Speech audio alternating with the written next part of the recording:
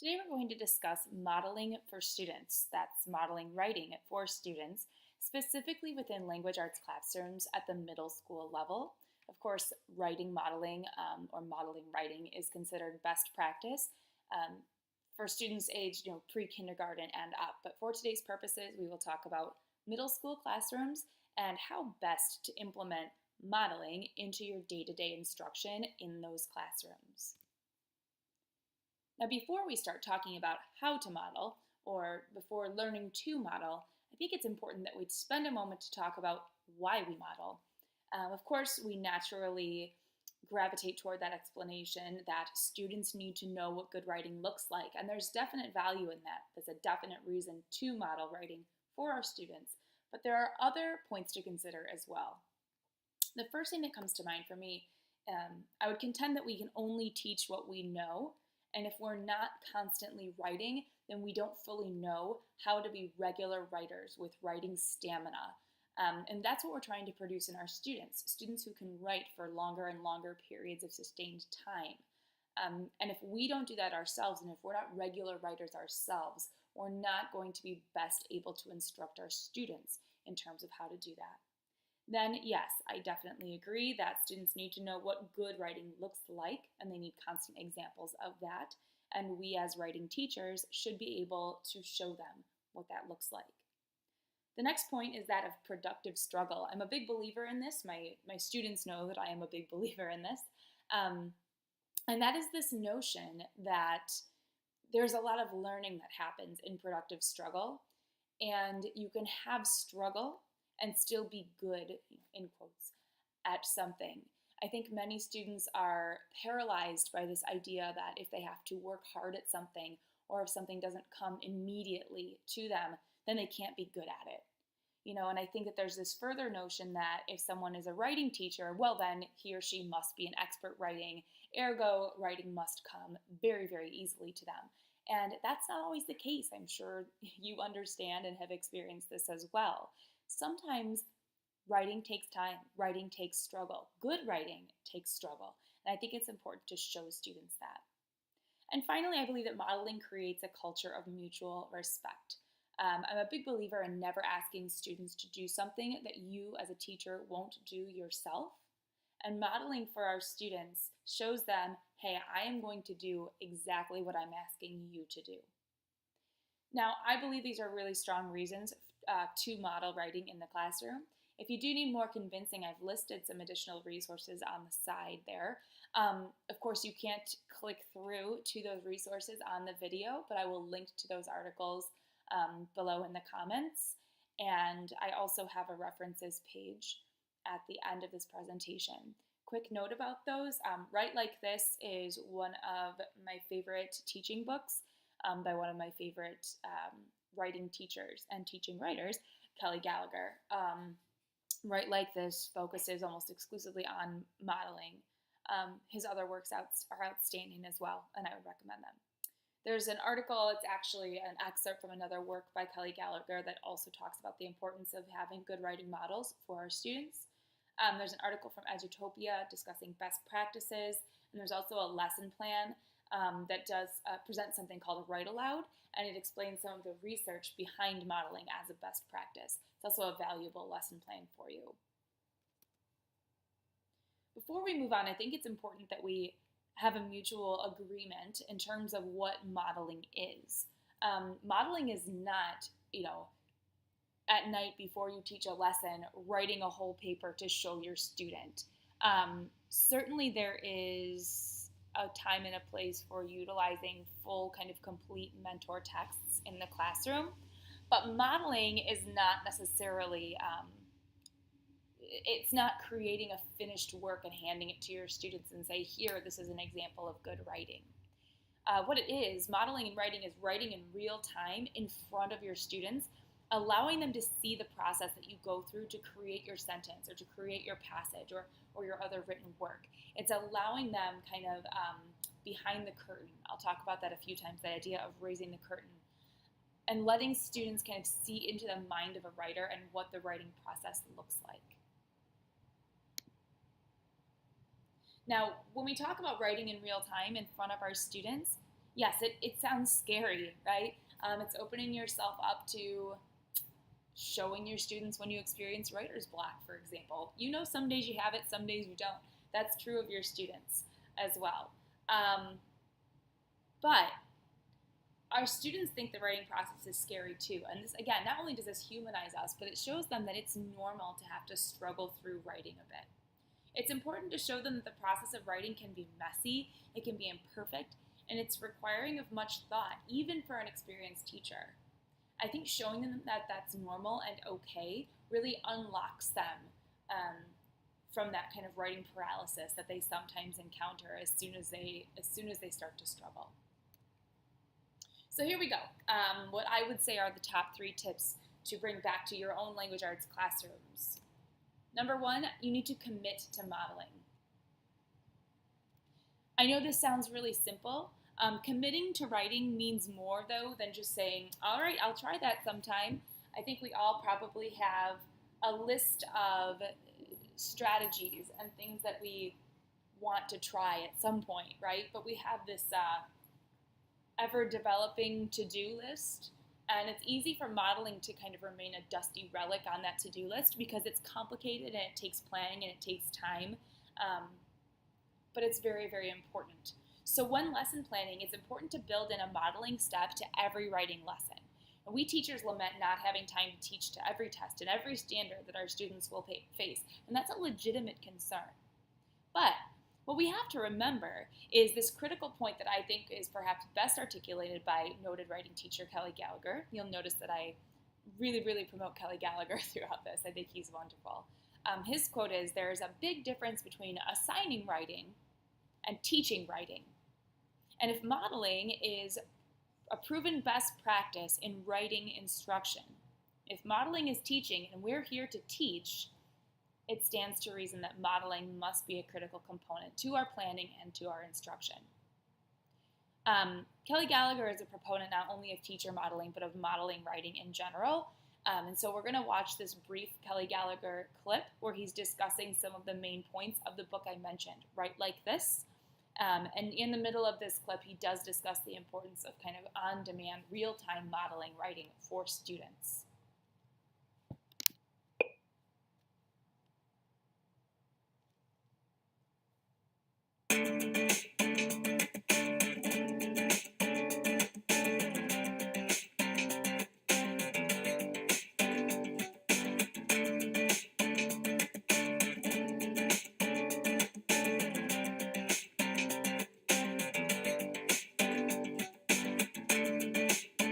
So one of the reasons behind writing the book Write Like This was the concern that I have that the kinds of writing the kids are getting in the classroom is really focused on what I would call more fake school writing.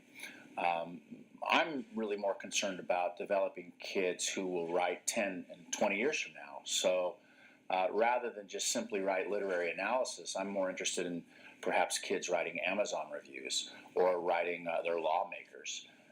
So one of the things I try very hard in this book is to bring kids real-world models of the kinds of writing they will do in their adulthood.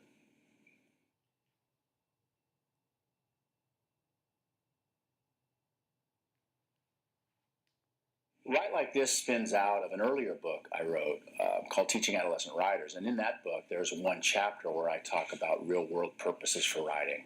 In the real world, we write to inform and explain, or we write to take a stand. And so there are a number of real-world purposes that I think sort of get short shrift in our school system. And so what I've done in Write Like This is I've taken many of those real-world purposes and have kind of spread that out into an entire book by taking each one and to make up a chapter. And each chapter for each of the real writing purposes, I've surrounded kids with models, real-world models from professional writers, and writing that I've done myself in my classroom, because I believe very strongly that teachers need to compose in front of the kids. I think it's done a lot in the early years, K3, K4, but I think as kids get closer to 5th grade, middle school, and high school, that they actually need a teacher in that room the teacher in that room is the best writer in the room, and the best writer in the room needs to model how he or she does it. I think a lot of times we give our kids a false idea of how writing comes to be. I mean, my kids think that when I go home and write, I just stretch, a couple of these and I just spill it out. And so what I believe in Write Like This is I've taken each of the real world purposes, and for each one of them, I show them how I do it as the teacher standing in the classroom, and then I show them how Rick Riley does it, or Leonard Pitts, or some of the real world writers that I think are very good models for my adolescent writers.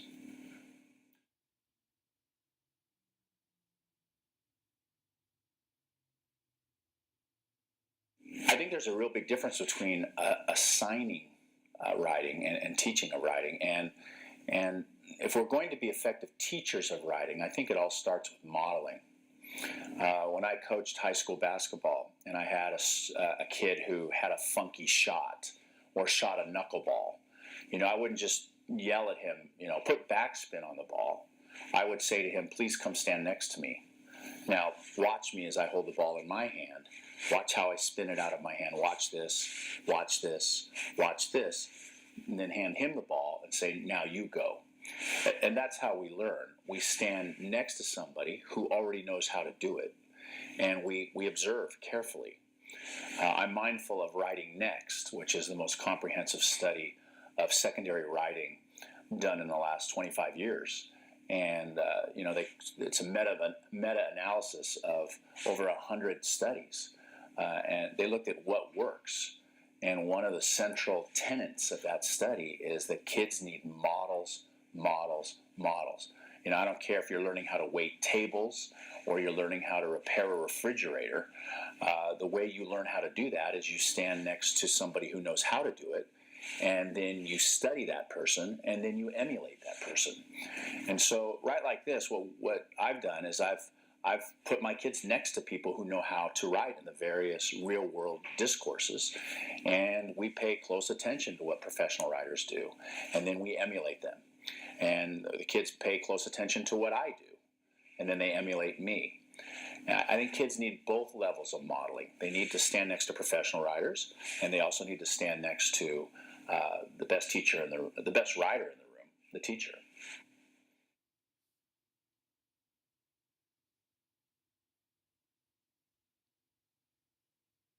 I know this idea of actually standing in front of your kids and composing is actually terrifying to many teachers.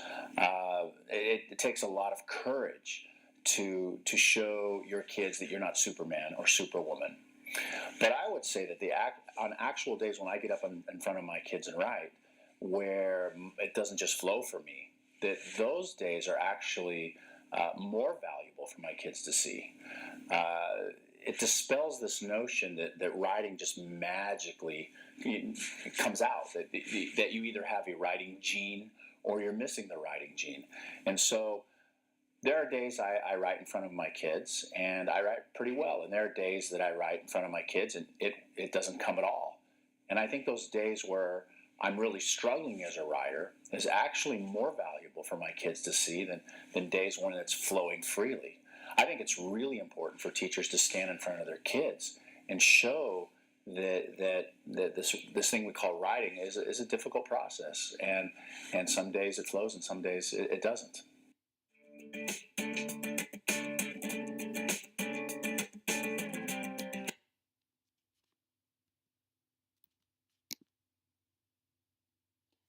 So, obviously, Kelly Gallagher, a huge proponent of modeling, but sometimes hearing him talk about modeling can be a bit overwhelming. He has a 30-plus year career, into which he's built modeling, writing in as an integral part of his curriculum. But what if you're someone who doesn't yet incorporate modeling on a daily basis? It's hard to go, from 0 to 60 on this. So what I suggest is tip number 2, model one part of the process, that's the writing process, at a time. So what does that look like? As I mentioned, part of why modeling seems so daunting is that it takes up a lot of time.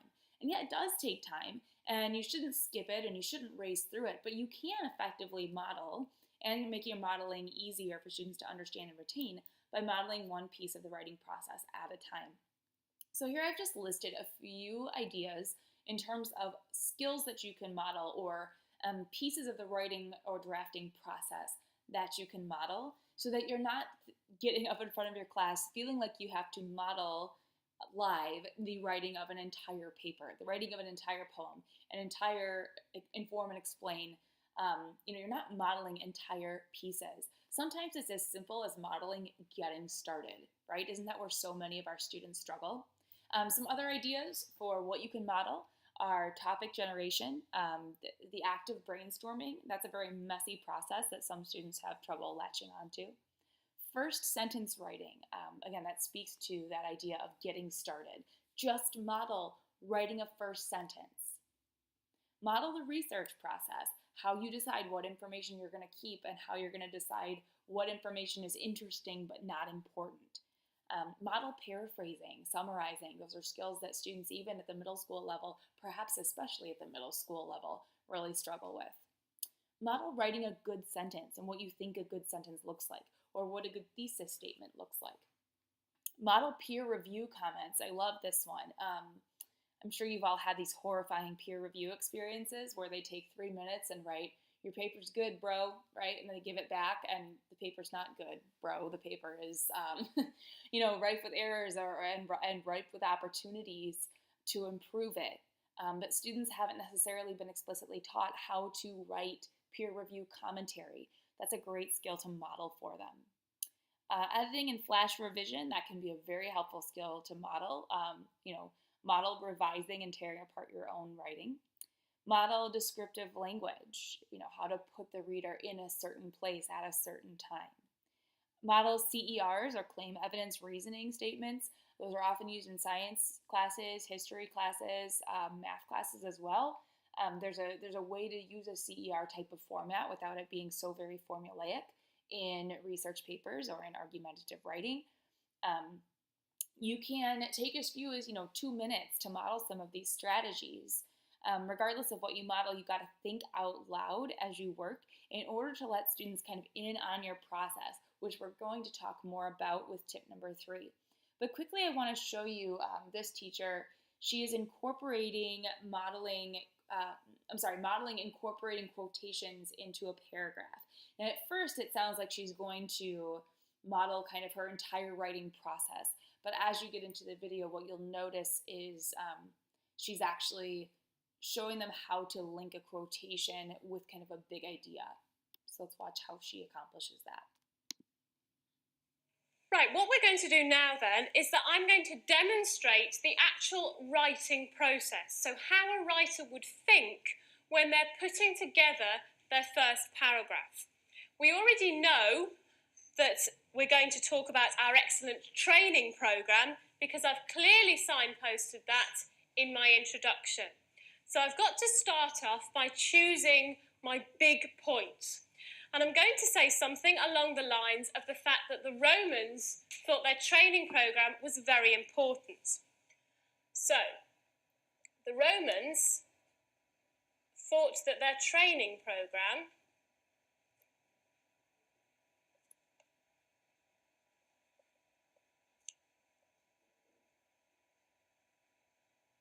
Now, I'm actually going to say was extremely important, rather than very. Very can be a bit of a weak word.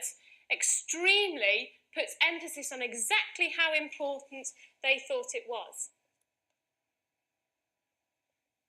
I need another piece of evidence, and I think I'm going to use a quotation here, a quotation from a Roman soldier about the Romans and their training. Now, this quotation is one that we've got on our planning sheets. Now, before I write my quotation, I need to put a colon, like so. And I'm going to choose the quotation. It is as though they are born with weapons in their hands. Now, I need one final sentence now, just to draw that together, to show how that quotation I've used links back to the rest of the paragraph. So I'm going to choose a link word. I'm going to choose consequently, okay, as a direct result. So consequently, the Roman army could never be taken by surprise. So, I've got my topic sentence to start my paragraph off. I've got my supporting evidence. I've used my quotation. I've written in the past tense because it's something that's already happened. And I've finished it off by using a good link word to link back to the theme of the paragraph to show the importance of the Roman army's training programme. Now, as I mentioned, modeling can take anywhere from 2 minutes to, the 45-minute class period that you have. I tend to think that staying on the 2-minute side is better. 2 to 5, sometimes 10 minutes, although you don't want it to be the entirety of your mini lesson. Obviously, the teacher featured in this video, took a very short approach to modeling and hit on just a few key skills, which can be very effective. And you don't have to, overnight blow up your entire instructional model to start incorporating modeling writing into your day-to-day instruction. Now, as I mentioned, modeling is not just showing them the writing, right? Yes, you're standing up there and you're writing, but as you'll notice if you watched that teacher or if you've ever seen a video of Kelly Gallagher or other teachers modeling, it's not just the writing itself that you're showing students. It's the thinking out loud that really helps cement things for them. And that leads us then to tip number 3, think out loud while you write. Don't preview it too much for your students, and don't tell them what you thought about after you've written. Think out loud while you are writing. And it feels unnatural at first. I remember when I was doing my student teaching, I was working part of the time in a middle school science classroom, and I was asked to do a kind of a read aloud with a think aloud. And I had never done that before. It was a new concept to me, and it felt awkward. It felt uncomfortable. But as you get more comfortable with it, it can be a very powerful tool for your students, okay? Writing is cognitively complex, and what think alouds allow your students to do is kind of observe your metacognition as a thinker and as a writer. And they could begin to understand that effective writers have engaged, active brains throughout the entirety of the process. You cannot write on autopilot. And you as a teacher, you need to lift the curtain so that your students get a behind-the-scenes look at a writer's brain while he or she is writing, right? There are a million thoughts going through your head while you're writing. You're doubting, you're making decisions, you're choosing words, you're revising.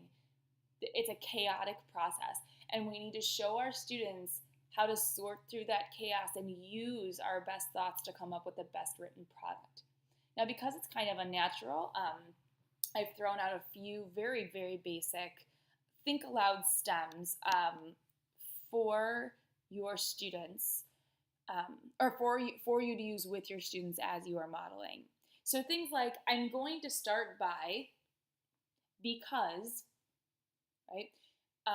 As we've talked about, getting started, I would say, is the most difficult part for probably 90% of my students. I don't know how to start. And once they don't know how to start, they never get started, right? So all the great stuff that they could come up with for the middle or for the end, they never get there because they're paralyzed from the get-go simply because they can't think of a first thought or a first sentence. So if I can get them started, even if they revise that first sentence later, right? If I can get them started, they kind of warm up. They start building that stamina.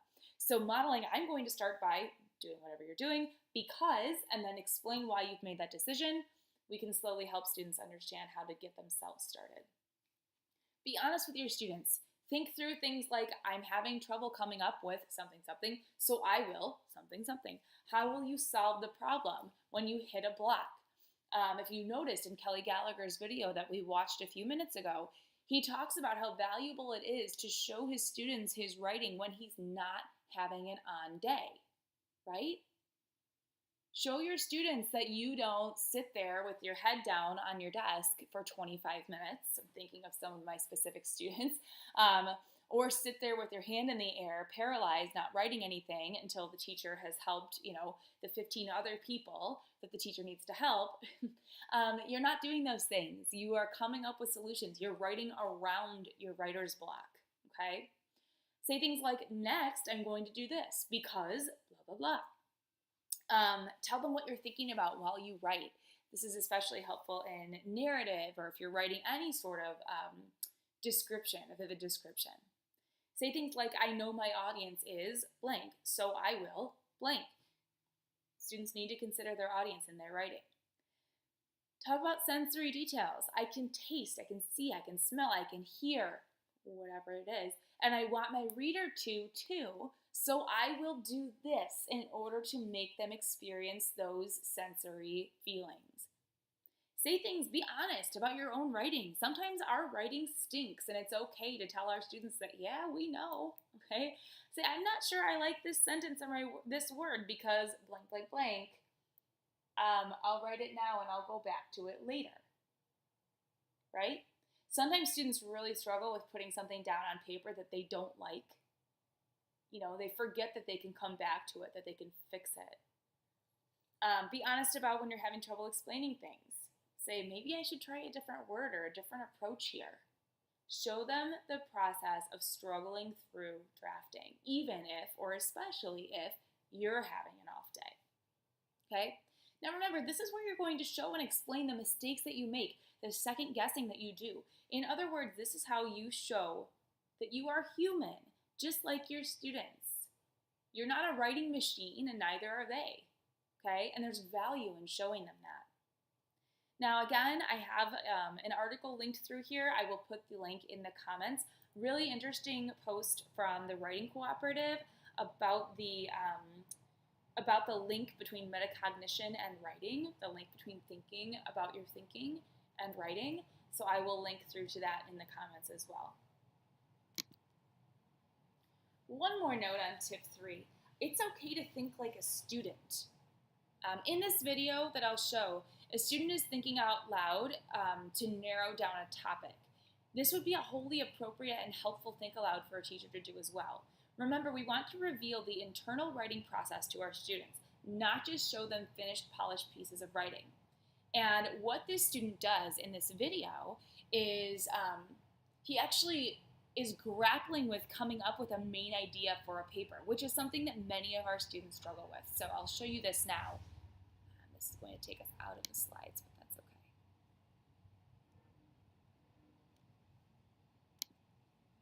okay.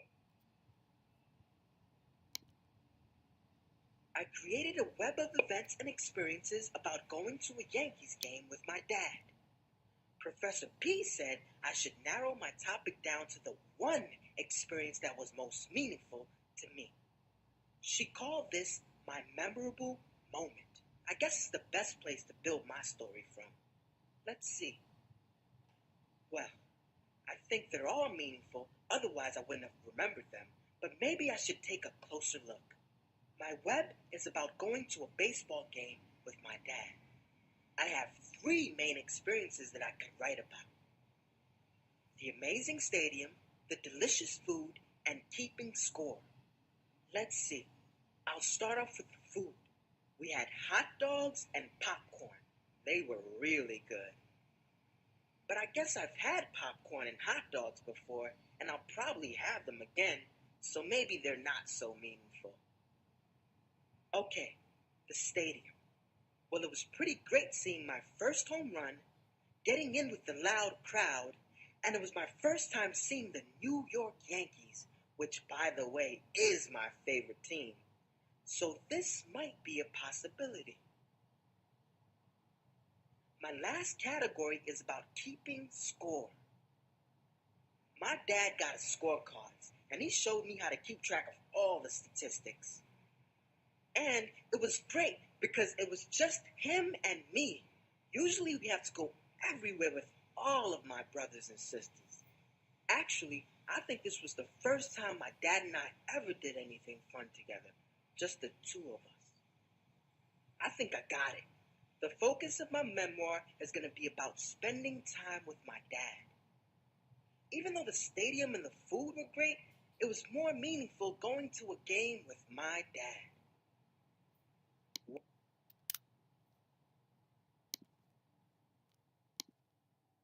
So as you can see, what may occur to us as writing teachers is a really simple process, right? Narrowing down a topic. Okay, choose a topic for your memoir. Actually requires you to come up with, to generate a lot of ideas, and then weed through them to find the best one to write about. And I love showing students the difficult reality that sometimes ideas you come up with are not the best ideas, so you won't end up using them. Middle school students in particular, they're very, they use the least amount of energy often as possible to complete a task. And I find that if my students have written something down, even on a graphic organizer, they are really, really committed to using it. And that's a habit that we just have to work on breaking sometimes. And modeling is a great way to do that. In that student video example, you saw that he came up with some examples like the food, the stadium. He wrote things about those. And then he decided that those were not the most valuable pieces of information or the most meaningful, right? They weren't the most related to the topic. So he had to get rid of them. And I swear some of my students, they feel like it's cutting off a limb for them. They're like, oh, I took 30 seconds to write that down and now I don't get to use it. Yeah, every writer does that. So there's a lot of value in showing students the process of, extracting the most significant or the most meaningful ideas from kind of a pool of options. So ultimately, I would say, remember, 3 biggest tips for incorporating writing modeling or modeling writing into your classroom. Commit to it. Keep it simple, focusing on one element of the writing process at a time. And always, always, always show your thinking while you're writing, okay?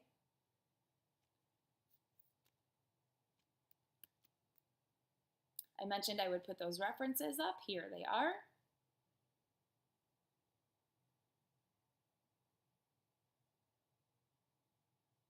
And again, I will link through to those articles in the comment section on the video. This presentation was completed in partial fulfillment of my Reading Teacher Endorsement through the University of St. Francis. Thank you for watching, and I appreciate your comments and feedback.